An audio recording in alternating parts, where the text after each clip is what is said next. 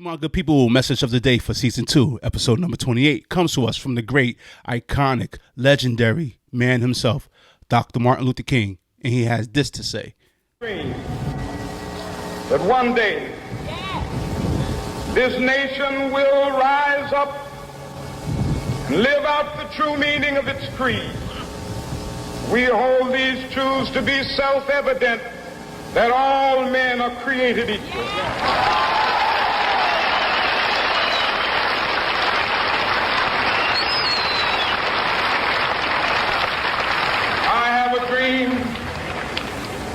That one day on the red hills of Georgia, the sons of former slaves and the sons of former slave owners will they be able to sit down together at the table of brotherhood. I have a dream. My 4 little children will one day live in a nation where they will not be judged by the color of their skin, but by the content of their character. I have a dream today. Yo, so when I was researching on this pod, right, when I was looking at the snippets of this speech that Dr. King gave in Washington, D.C. Back in the 60s, well, a couple of months before he was assassinated, I was thinking to myself, what is the state of that dream? Is this dream something that has come to fruition? Is this dream is something that currently that Black Americans are living? And I want to say it's about 80-20, to be honest with you.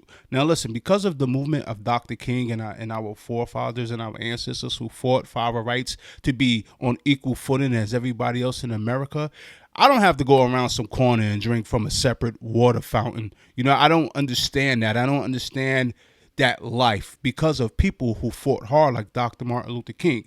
Now, there's no entity has stopped me from doing things that normal everyday Americans could do, whether that's buying a home or a car, or even illegally owning a firearm, but if that's working for the city, vacationing, sending your kids away to college, etc., because of the color of my skin. I'm not going to lie. This is just my opinion. I am 48 years old. The color of my skin, if I'm just being totally honest, hasn't deterred me from getting anything in life that I strive for or work hard for. It just hasn't. And it's because of people like the good Dr. Martin Luther King and the civil rights movement that I can enjoy such luxury. Now, are there some injustices that still happen to Black Americans? Of course there is. I'll be a fool to tell you there isn't, but it's not even close to what Dr. Martin Luther King had to endure back in the 60s. It's just not. Not saying things are perfect, but they're way better. And like I said, these are just my opinions. Now, Dr. King always said that he wanted people to judge people, not by the color of their skin, but by the content of their character. And if I'm being honest with you, that's something that I try to do, man. If you're white, Puerto Rican, Asian, Muslim, whatever religion you subscribe to, I don't judge you off of that. I judge you by your character. I judge you by your morals. I judge you if you can give me a firm handshake and look me in the eyes. That's how I judge the character of a man, no matter what background they come from. Even if they judge me off the color of my skin, I don't trip off things like that. But if I'm just being totally honest, man, if I'm keeping it a buck with y'all, some of the things that us Black Americans are doing within our culture, especially the culture of hip hop, I'm telling you, if Dr. King was alive today, he'll have a problem. He's probably rolling over in his grave if he ever heard Sexy Red. I'm telling you right now, it's some of the shit that we're doing as Black Americans is wild. It just is, man. Listen, I love rap music. Y'all know I love my hip hop. But if we're being totally honest, a lot of this shit promotes death and violence with the tongue, man, and it's translating to where it's spilling out from the music, and our young kings are murdering each other over dumb stuff. We all know the history of drill music and what type of energy and vibe that, that provides. Our young queens is out here, they're shaking that ass on Instagram and social media, and it's kind of like, hey, man, they're all getting dolled up because to fit a certain image and mold. So I just want to say that I blame my generation for partially starting all this stuff, and it doesn't seem like it's out of control. And if Dr. King was alive today and he would call us out on this stuff, without a shadow of a doubt, we would call Dr. King all type of coons, Uncle Ruckuses, Uncle Toms, sellouts. I'm telling you, we would probably bash him for just putting a mirror up until our face and go, my people. we gotta calm down with some of the stuff we're doing. Yo, there's nothing wrong. And I was speaking to my son last week. I was talking to him. I was like, there's nothing wrong with doing the right thing. There's nothing wrong with being responsible. There's nothing wrong with moving with a sort of energy like, yo, I'm not doing what the masses doing. I'm gonna go over here and I'm gonna go down the path that's less traveled, and that's the path of just doing the right shit.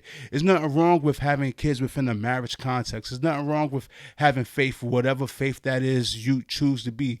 There's nothing wrong with kind of wanting to uplift your little family unit and teach them morals and values, so when your kids are ready to have their family, whatever you taught them will trickle down. My people, that's how we build legacies out here. So for the year 2024, man, I just want my people to kind of get more tight with our culture. Let's kind of promote the right things. Let's promote health. Let's promote mental health. Let's promote, just positive stuff, man, because I'm telling you right now, man, some of this shit we do out of hand.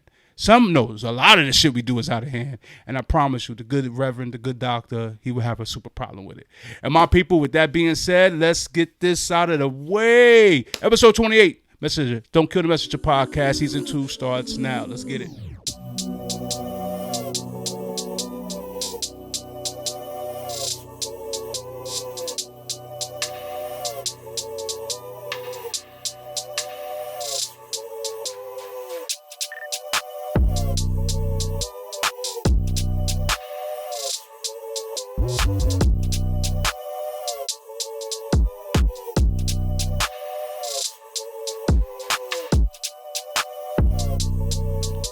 My good people, welcome back to another episode, Don't Kill the Messenger podcast. As always, this is your boy Marcus. Yo, I know today is the 16th. I know this pod is coming out well within the new year. But yo, I'm going to tell you, Happy New Year, my people. I haven't seen you since Christmas. Hope your Christmas is dope. Hope your New Year's was dope. I hope, however your January is starting off, hope it's starting off good. How's my January starting off? It's okay. I'm currently on vacation right now, so that feels good because I just wake up, I go to Kung Fu class, I hit plastic bags, I come home, I kind of do what I want to, so I'm off for a couple of days, actually off for like 9 days, so I'm just glad I'm on vacation, man. It actually snowed in New York. As I'm recording, it snowed. This is the first snowstorm, well, not storm, but the first time we got snow past an inch in like 700 and plus days, so, you know, New York is in the midst of some snow. I ain't gonna lie to you, it's kind of good to see a little bit of snow. Just as long as we don't get any storms no time soon. But yeah, it's snow, and I'm glad I'm on vacation because I'm just glad I'm on vacation. Yo, every time I do this podcast at the beginning of the year, it seems like I'm always on vacation. And I got a lot, to be totally honest with you, man, sometimes I just need a break from New York City Transit, man, from driving that bus. Now, speaking of New York City Transit, I don't know if y'all seen, but New York City Transit spent $700,000 to kind of, I guess, combat the fare evasion problem that New York City is currently having. I ain't gonna lie, yo. Niggas is running around not paying their fare. It's just not on the bus where I'm at on surface, but underground is a problem. So New York City, they scoured the world to see how other people do it and how they I guess how their transit system is set up with people paying their fares and stuff like that. So they spent $700 and they put this new turnstile, I guess you could call it, system in some of the train stations to see how it will go. Then I was on the internet the other day, and I guess the content creator name is King Spider. He showed you in a heartbeat that New York City, you literally just wasted $700,000 for nothing.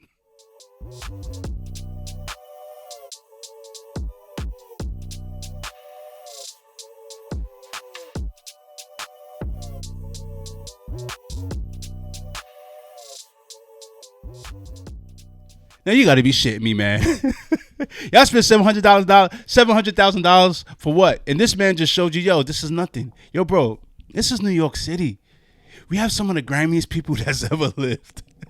New Yorkers is always going to find out a way to buck the system. It just is what it is. Y'all had to know that when y'all made this. It's New York, man. So I started to say, we're going to continue to lose money. You know, and people always say, like, they ask me because I'm a bus driver.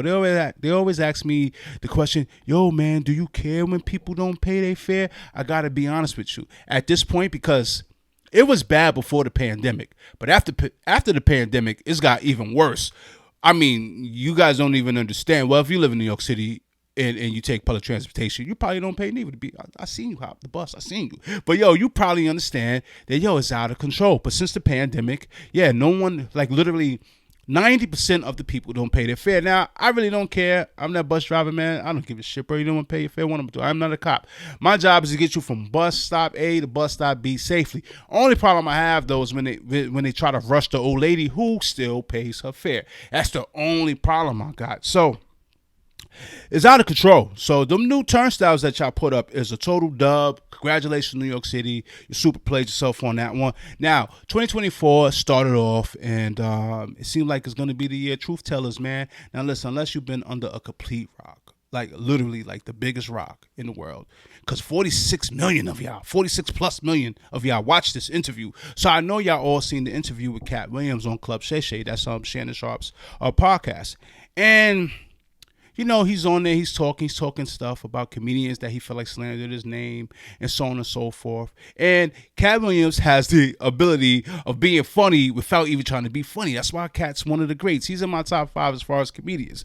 But here's the thing that kind of stuck out to me from that podcast, and it's about gatekeepers. Now, we always hear this term, yo, the gatekeepers, the gatekeepers. What is a gatekeeper? To me, gatekeepers are people who have the power to let you into any prestigious club or let you into any societal whatever for your benefit and their benefits. But here's the thing about gatekeepers. You got to play the rules. You got to play the rules with the gatekeepers, or you're not going to get in. Now, Cat Williams seems to not play by the rules, and I believe him when he says that, because there's a certain thing he's not willing to do. Now, I always joke with my friends all the time that if you want to get down with the Illuminati has a playbook, bro. And there's some shit you're going to have to do to get down with the Illuminati. Now, listen, when you down with the Illuminati, bro, especially if you're a brother, you might have to date you a light-skinned chick. It is what it is. She can't be darker than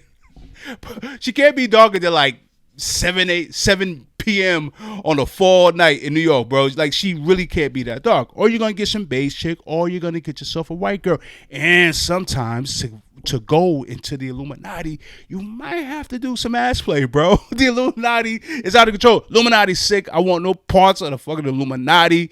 No, thank you, sir. So anyway, why am I bringing up the Illuminati? Why am I bringing up the Illuminati playbook? Because Jonathan Majors, who at the beginning of 2023 seemed to be, he was a missile taking off in as far as superstardom goes. He was in the Creed 3 movie. I believe he was going to be in one Marvel movie. I forgot, I'll put it. I know he was going to be in a Dennis Rodman movie. There was literally nothing stopping Jonathan Majors. Nothing stopped him until one of the parts of the Illuminati playbook brought this brother man down. The white woman. Now, I don't know what it is, but every time, brothers, and I say this all in jest, kinda. Because, like I said, I don't care, man. If that's what floats your boat, bro, you get a little money and you want to start dating snow bunnies, hey, I did a podcast when I showed you LeBron James was starting off early, took a super snow bunny to the prom. But that just seems to be the thing, man. A lot of brothers, when we get a little cash in our pockets, we go to a snowbody. I tell my wife all the time, yo, if I hit the Mega Millions, I'm out of here. Give me a snow bunny, bro. Party's over, baby. I'm out of here. But yo, that seems to be the Illuminati playbook, man. So I don't know if you know, and I'll put up a news clip. Jonathan Majors was found guilty. Of course, you all know, because this is kind of dated. But Jonathan Majors got found guilty of 3rd-degree assault. Now, if I'm wrong, I'll check myself in editing. But I think 3rd-degree assault is pretty much saying, you assaulted her, you didn't mean to, but shit got kind of out of hand and it led to an assault. I don't think he had the intentions or any, a malice going out and just, whacking upside the head. Now, mind you, she grabbed the man's phone. That's one thing you don't do. You don't grab a black man's phone. You know what we got up at that phone, bro. So what he did, what any brother do, he chased her down the block. Oh, no, I think he was running from her. I'm going to show you the video because the shit look crazy.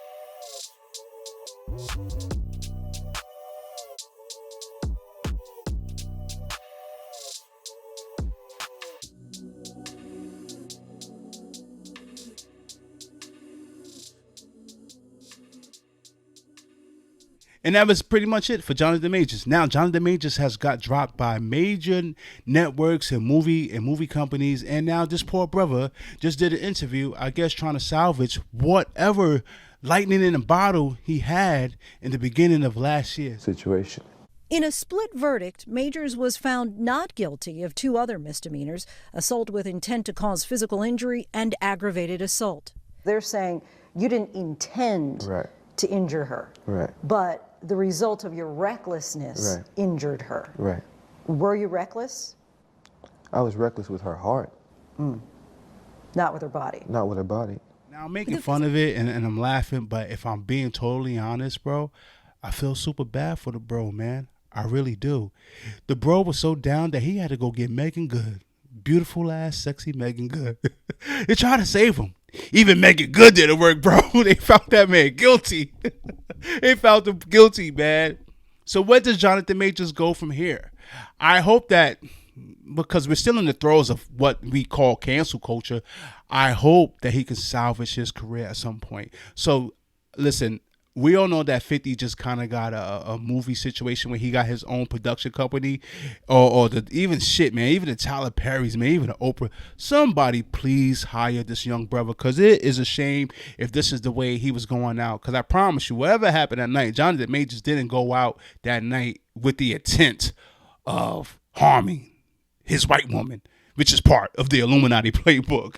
Nobody wants to do that. So, all right, yo, let's get into some sports, because it's been a minute. It's been like 2 weeks since I paused, so let me get into some sports. All right, we're going to make this quick. Well, not quick, because I want to be detailed. I missed you guys. I don't want to speed by this podcast, by the way. So, Draymond is back. Last podcast, I told you that Draymond, what did Draymond won? I gave him, you getting too old for this shit year award, because Draymond just like kicking guys in the nuts and slapping this shit out of people in practicing games. There's no limits to what Draymond will do, right? So the bro Draymond is back from a suspension, and he said that while he was in the middle of the suspension that he was thinking about retiring. I call super cap on that. I don't think that Draymond was going to retire, but he probably was frustrated and didn't know where to go at this point. It's going to be very interesting to see what the Golden State Warriors do when the NBA season comes to an end for them, because let me pull this up real quick. I don't think Golden State Warriors have a very good record, man. And, okay, let me see here. Eastern Conference. Let me check out this Western Conference. Yeah, the Warriors are 18-22, and they're currently in 12th place. Now, mind you, the season is still halfway. We didn't even get to the All-Star game yet, so I'm not saying they're totally out of it, but so far, the Rockets that we know of, it might be time for a change. It might be the end of a dynasty as far as that. Okay, so while we was going, the Knicks traded R.J. Barrett and Emmanuel Quickly to Toronto for OG Abasquaqua. I don't know his last name. I'll put it up there. Not going to lie to you. When the trade happened, I was thoroughly pissed off. I was like, yo, the Knicks traded. First of all, I wasn't mad that R.J. Barrett got traded. I wasn't. Yo, listen, seemed like a good kid, but lefty, it wasn't working out, brother. We already had one lefty that frustrates us. We can't have two. The other lefty, of course, is my man Julius Randle, who's been balling, so I really can't come on here and say anything. No Julius Randle slander will be allowed on this podcast until further. Until I let you know. But anyway, so we traded R.J. Barrett, got rid of Emmanuel Quickly, and I was mad at that, man, because to me, Emmanuel Quickly was like the poor man's Maxey from Philadelphia. But we traded him, and I'm not going to lie, I'm no longer mad at this trade. The Knicks, as soon as they got OG from Toronto, the Knicks won 5 straight games. The Knicks are looking good. I'm going to tell you the Knicks record right now. Yeah, the Knicks are 7th place, man. 23-17. Not mad at the trade. Let me see about my team. What are we in the last 10 games? Last 10 games, Knicks is 6-4. 11-5 at home. So far, so good. I'm not mad at the trade anymore. Was when it happened. Now I'm not mad. Okay, so Dallas Cowboys folded. Yo, I really can't talk shit because I'm a Knicks fan, and the Knicks be nicking sometimes. And even when we do have good seasons, when we actually make it to the playoffs, we fold. But the difference between the Knicks and the Dallas Cowboys is that the Dallas Cowboys really do good during the regular season, and then they don't even get by the first round. Now, as you know, if you follow sports, Stephen A. loves this type of shit. I mean, he just can't wait, bro. Anything tragic happening with Dallas, Stephen A.'s for it. But here's the sad thing. When I was looking it up, Dallas Cowboys haven't won a Super Bowl in 29 years, bro, since they last won a championship. That's 29 years, bro. That is, you know how old I was 29 years ago? Let me do some quick math. The last time the Dallas Cowboys won a championship, I was 21 years old. No, not yeah. No, I was 19. God damn. I was 19 years old the last time the Dallas Cowboys. Yeah, let me do some math. I was 19 years old, man. That's the last time. Now, Bill Belichick and the New England Patriots just parted ways. So it'll be interesting to see if Bill Belichick becomes the coach of Dallas Cowboys. Only time will tell. But football's fully in the throes of the playoffs. Some exciting stuff. But let me talk about the sports story that no one's really talking about. I don't hear a lot about it.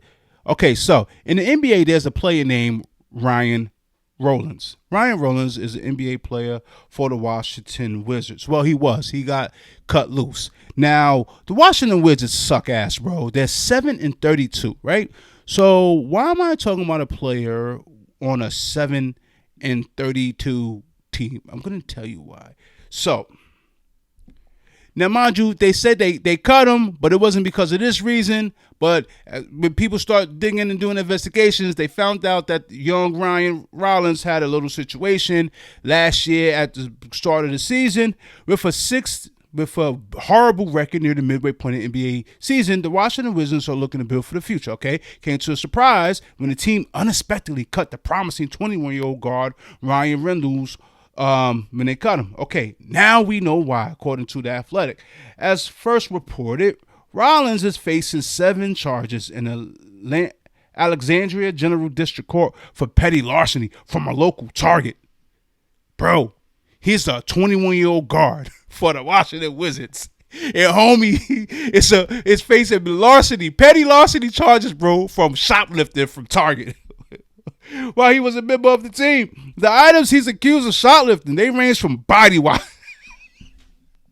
Yo, bro, you know how bad you look, bro? Yo, come on, bro. What are we doing, my nigga? Yo, bro, how much did he make, man? Well, he made over $1.7 million a season, bro. My nigga, you telling me you couldn't buy yourself some body wash?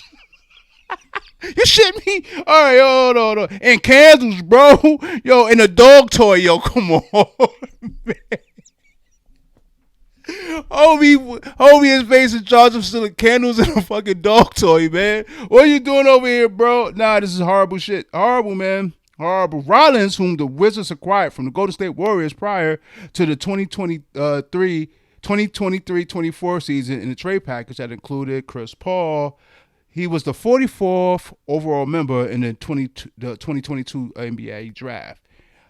We just recently learned of the charges. So the two Wizards are saying they just learned of the charges, that they can't comment on the matter pretty much, and it wasn't a basis for their roster decision why they cut the young man. Now, because less than $1,000 worth of goods was stolen in each of the incidents. Each of the incidents? What do you mean? He did this more than one time? Oh. Yo, he did from September to November of 2023. Your man was out here stealing dog toys and body wash, bro. Wow. Rollins is facing 7 misdemeanor charges. A hearing is scheduled for early February, according to the Alexandria General District Court. Bro, this is like this, man. You ever got to be... Can we say the word retarded in 2024? Probably not, but no one's watching this podcast. So good shit. You ever got to be retarded. Or just got some criminal behavior, because clearly I can't pronounce shit, in you to just, you make $1.7 million, bro. You out here selling body wash, bro, and candles, my G. Come on, man. And plastic bones for your dog, man. Unacceptable. Unacceptable. Black people, 2024, man, we gotta do better, bro. We gotta do better, bro. I mean, come on, man. Come on, man. Ladies and gentlemen, it's 2024. You already know what I want to talk about. I know what you want to hear. Let's get into the first installment of 2024 of Politics as Usual, shall we?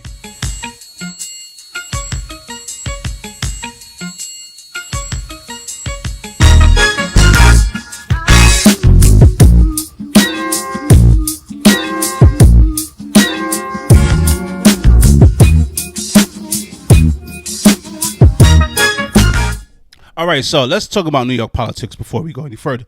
Okay, so a couple of weeks ago, students were forced to do remote school in New York City because our wonderful mayor, Mayor Adams, because of this whole migrant problem, needed somewhere to put the migrants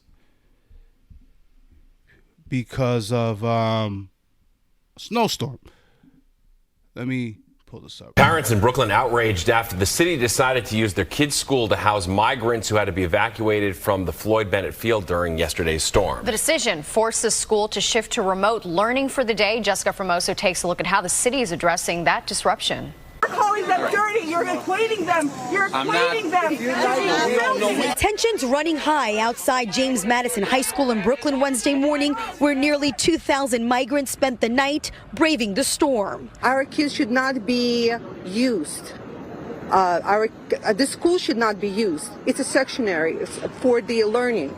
Our kids supposed to be here feeling safe and be able to learn. The city didn't sit well with parents and local officials who say the administration put the needs of the migrants ahead of their children. Migrants never went through the metal detectors, right? Yeah. So Absolutely. we have no idea what these people might bring to the school and what's inside the school. More than 80 buses pulled up to James Madison High School Tuesday evening. The family slept in the auditorium chairs and on the floor with blankets. By 4:15 this morning, they were all returned to Floyd Bennett Field. The shelter operations at James Madison High School, managed by Health and Hospitals, were nothing short of remarkable.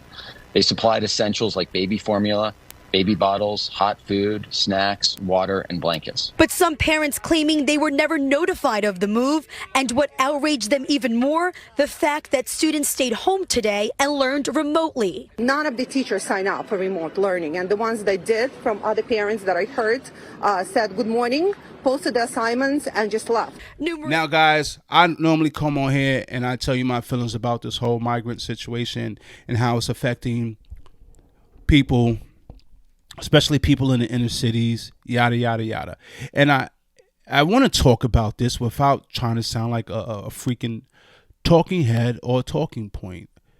I feel bad for those migrants. I really do. Because as much as we Americans think America is bad, clearly it's not as bad as you think it is, because these people are willing to risk their lives. And if I'll put up some numbers to tell you how many migrants die trying to get across that border, or not even the border, just trying to make it to the border a year because they want to come here and have a better life. So I feel bad for those people. I really do.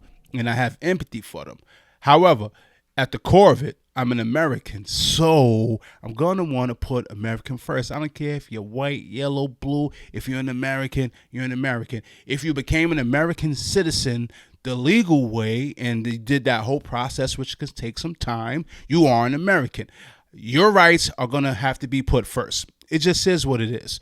But because our mayor don't have the balls to kind of say, hey, man, we can't have all these people coming in, it's going to mess up the economics and the infrastructures. It's going to displace people. As you've seen, it displaced kids for X amount of days to remote learning, because it seems like the migrants were put before that of the New York Americans.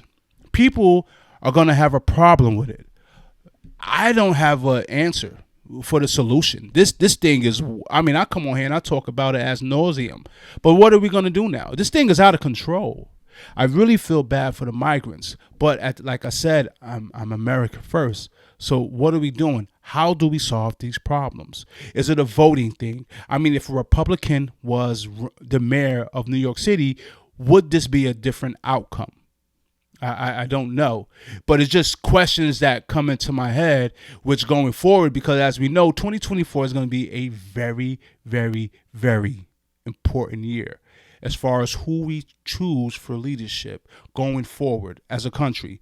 And maybe that would trickle down locally to who we choose for leadership as far as state and local levels. So, you know, I consider myself a Christian, and you always want to help your fellow man. And I always end the show saying, love yourself and love others. And, you know, so instead of coming, you know, you're not mad at these people who are seeking refuge and want a better life.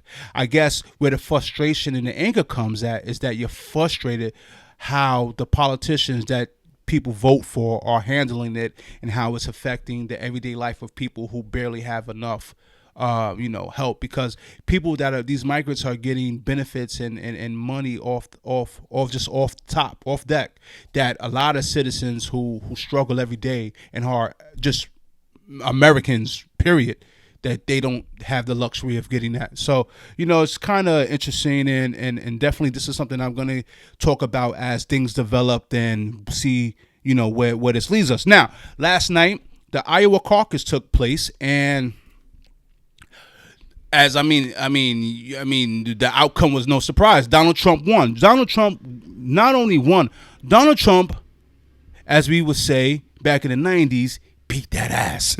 He beat everybody's ass. Donald Trump came, saw, conquered. Okay, so why the Iowa caucus is so important? Let me tell you why. I'm going to tell you why, man. So before I tell you why they're so important, let's get into the numbers of last night's 2024 Iowa caucus. Okay, so Donald Trump got 51% of the vote. He got over 56,000 votes. Second behind him, a distant second at 21%, was Ron DeSantis, was over 23,000 votes. Nikki Haley was just right behind Ron DeSantis with 21,000 votes, 19%. Now, my guy, Vivek Ramaswamy, who I just think if there was no Donald Trump in this race, he would just be the perfect candidate. He's not old school Republican. I like his thoughts. I like his America First attitude. I just like it. I really do. He came in at fourth place, 8%, and he got just under 9,000 votes. However, Vivek said, it's time to go.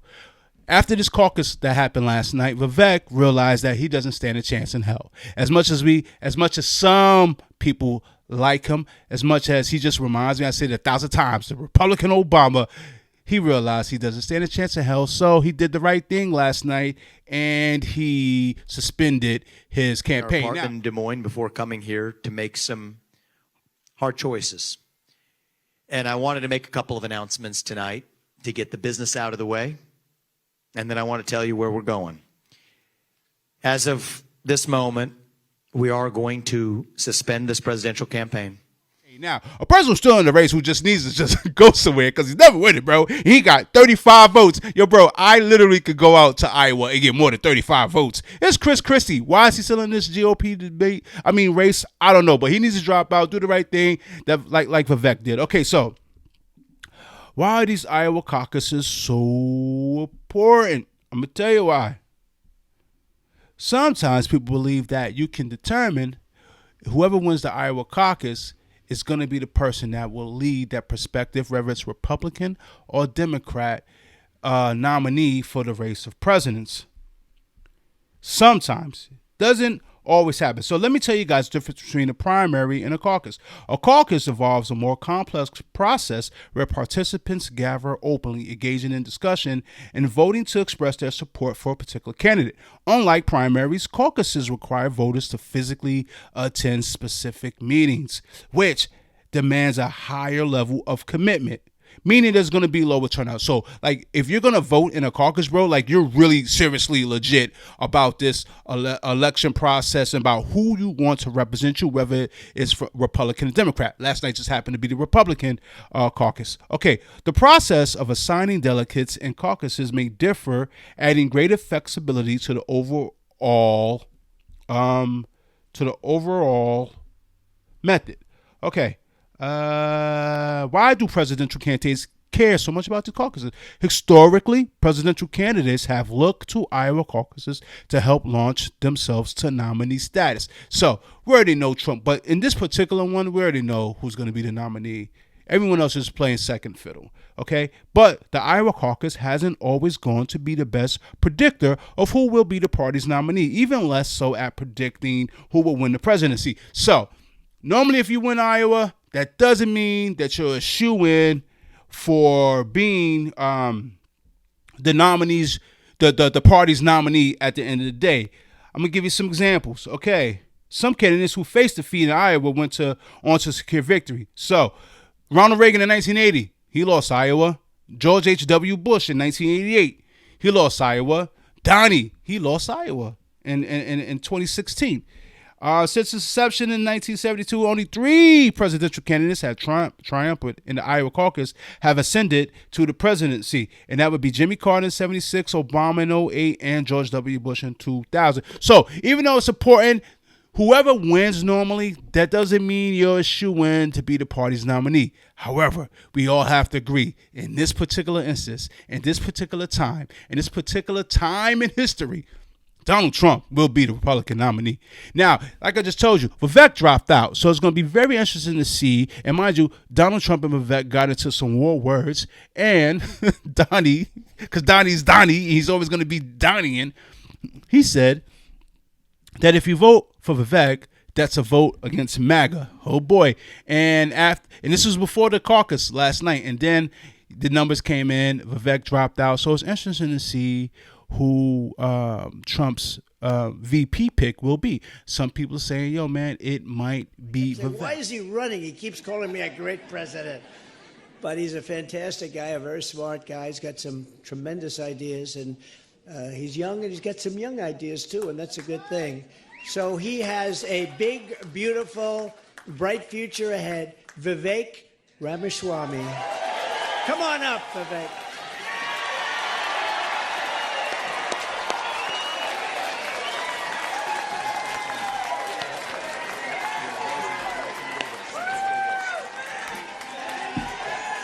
Let's do this, guys. It's good to see you. It would be cool if it was Ben Carson. I know he has a plethora of people that he could choose from. So I just found that very interesting. That Vivek dropped out, and good for him, because sometimes, man, you got to know when to hold them, you got to know when to fold them, you got to know when it's just not your time. Now, guys, I told you at the beginning of the show that Cat Williams is standing on business this year. Now everyone's using that model. Standing on business, you're going to talk the truth. So I told myself, how can I make my podcast better for the new season? So I told myself, hey man, you're going to have to take a hard line. You're going to have to make a decision of some stuff that might rub people the wrong way.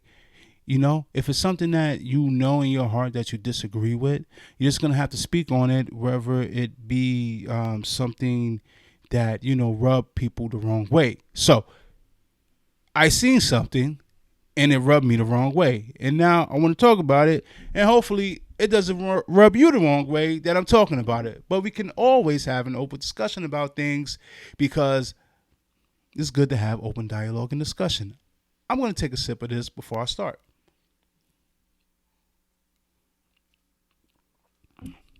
So I'm on the internet, probably way too much, as always.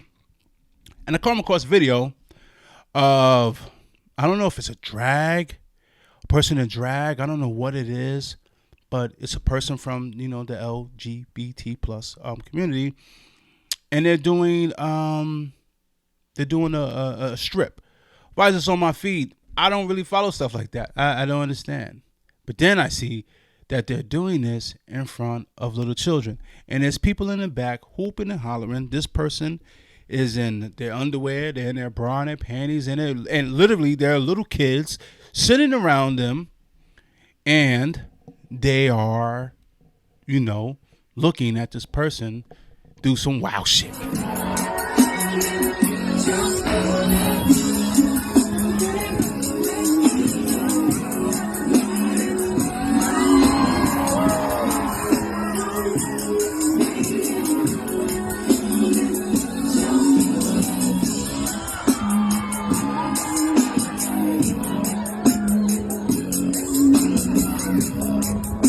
no one would take their kids, right? Like, forget about the sexuality of it all. I mean, as far as like, you know, who you like and what you don't like.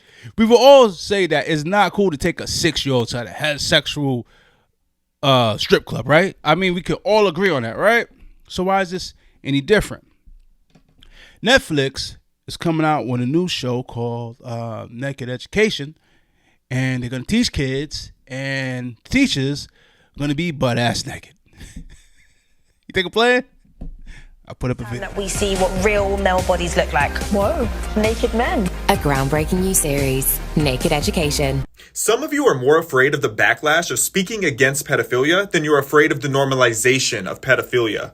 Bad things happen when not enough good people are willing to step up and do something about it. Now, you see all this, and I don't think I've ever shared my opinion and my thoughts about things like this.